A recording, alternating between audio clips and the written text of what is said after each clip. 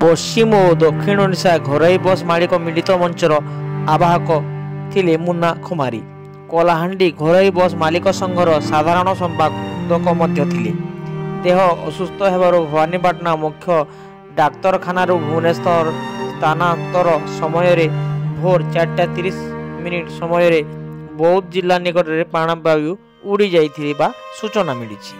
तांको एकमात्र झील आसिबा परे गतकाली सकाल 10टारे शह शह भाई बंधु कुटुंब तथा बंधु परिजनक गहणरे स्थानीय श्मशान घाटरे शेषकृत्य संपन्न होइथिबा सूचना मिली। पश्चिम ओडिशार सुवर्णपुर बौद्ध बलांगीर फुलवाणी समेत अनेक संघ सदस्य शेषकृत्य समय उपस्थित थिले।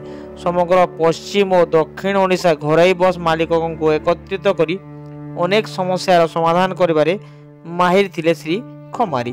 तांको विजोग समग्र ओडिशा बस मालिक संघ पई एक अपूरणीय क्षति होइतिबा चर्चा जोर धरिछि।